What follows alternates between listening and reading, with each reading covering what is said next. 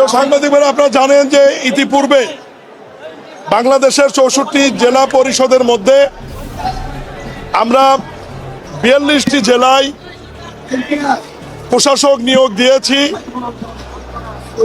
গত পরশু পুনরায় আমরা 14টি জেলায় জেলা প্রশাসক দিয়েছি। ইতিপূর্বে ওই 42 জন জেলা প্রশাসককে নিয়ে আমরা মহান স্বাধীনতার ঘোষক শহীদ রাষ্ট্রপতি জিয়াউর রহমান এবং দেশনেত্রী গণতন্ত্রের মা মরহুমা বেগম খালেদা জিয়ার মাজারে পুষ্পস্তবক অর্পণ করে আমরা দোয়া করেছি। তারই ধারাবাহিকতায় আজকেও গাজীপুর জেলা বিএনপির সভাপতি,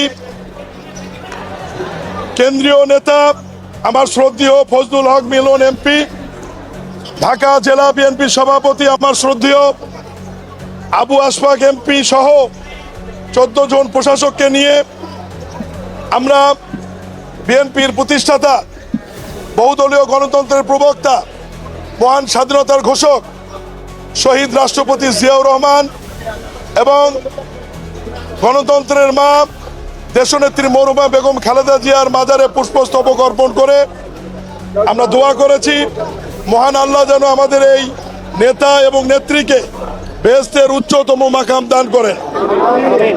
প্রিয় সাংবাদিক ভাইরা, আমরা জেলা পর্যায়ে দলীয় বিবেচনায় প্রশাসক দেওয়ার কারণ একটাই, জনগণ যাদেরকে চিনবে, জনগণের সাথে দীর্ঘদিন যারা লড়াই সংগ্রাম করে মানুষের ভোটের অধিকার প্রতিষ্ঠিত করেছে, গণতান্ত্রিক পন্থায় নিরপেক্ষ নির্বাচনের মাধ্যমে একটি সংসদ এবং একটি সরকার উপহার দেওয়ার পিছনে জেলা পর্যায়ে যে সমস্ত নেতৃবৃন্দ গুরুত্বপূর্ণ ভূমিকা রয়েছে, জেল জুলুম নির্যাতন সহ্য করেছে, ঘুমের শিকার হয়েছে, জেল খেটেছে, এই সমস্ত নেতাদের মধ্যে যাদেরকে আমরা দলীয় মনোনয়ন দিতে পারিনি অথচ অনেক যোগ্যতা রয়েছিল, তাদেরকে আমাদের মাননীয় প্রধানমন্ত্রী জনাব তারেক রহমান এবং দলের মহাসচিব আমাদের মন্ত্রণালয়ের সম্মানিত মন্ত্রী মির্জা ফখরুল ইসলাম আলমগীর জেলা পরিষদের প্রশাসক হিসেবে নিয়োগ দিয়েছেন।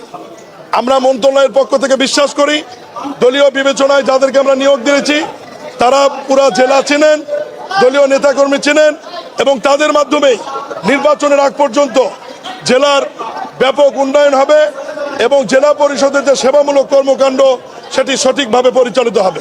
মাননীয় মন্ত্রী, তারা তো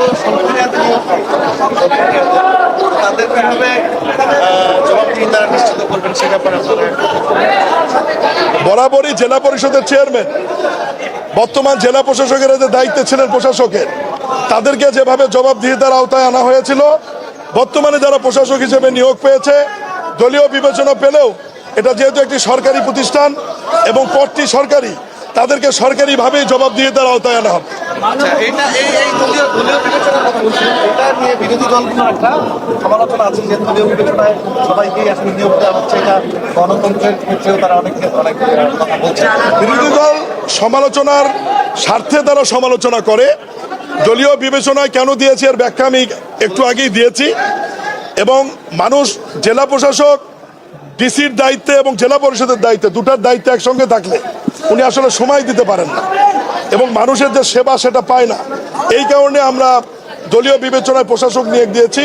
এবং আপনারা জানেন যে পার্লামেন্টে যে অধ্যাদেশটি অন্তর্বর্তীকালীন সরকার নির্বাচন বাতিল, প্রশাসক নিয়োগ এবং দলীয় প্রতীকে নির্বাচনে না হওয়ার যে অধ্যাদেশটি জারি করেছিল, সেটি অলরেডি বিশেষ কমিটি যাচাই বাছাইয়ের মাধ্যমে বৃহস্পতিবার পার্লামেন্টে ওটি আইন আকারে উত্থাপনের জন্য মাননীয় সংসদ সদস্যরা সর্বসম্মতিক্রমে ভোটের মাধ্যমে এটি আমাদের মন্ত্রণালয়ে প্রেরণ করেছেন। আমরা অত দ্রুততম সময়ের মধ্যে এটি আইন আকারে সংসদে উপস্থাপন করব এবং সংসদ এবং মাননীয় সংসদ সদস্যরা আইন আকারে পাশ করলে দলীয় প্রতীক ছাড়া আমরা দ্রুত সময়ের মধ্যে এই প্রতিষ্ঠানগুলোতে নির্বাচনের দিকে যাব। আচ্ছা, নির্বাচন, স্থানীয় সরকার নির্বাচন কবে নাগাদ হতে পারে বলেই তো দিলাম।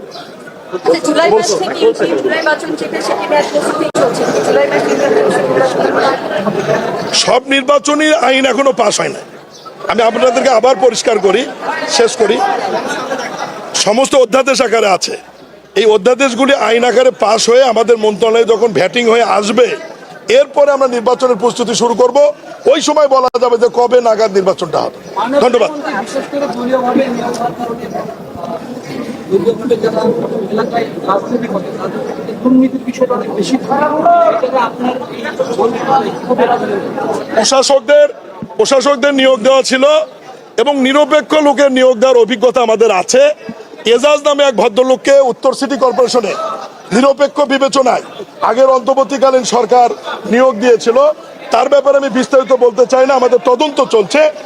তিনি কি করেছেন এই গাবতলী গুয়াহাটি সহ বিভিন্ন বিষয়ে ইতিমধ্যে আপনাদের আছে। এই হচ্ছে নিরপেক্ষ লোকের চরিত্র। দলীয় লোকেরা যেহেতু তারা নির্বাচন করবেন ভবিষ্যতে, জনগণের কাছে দায়বদ্ধতা আছে, ফলে দলীয় লোকেরা আপনারা নিশ্চিত থাকতে পারেন তারা কখনোই জনগণের বিপক্ষে যাবে এবং দুর্নীতি হবে এ ধরনের ঘটনার সাথে কখনোই জড়িত হবে না। এটা আমরা দলের মনে প্রাণে বিশ্বাস করি। ধন্যবাদ। শেষ করি।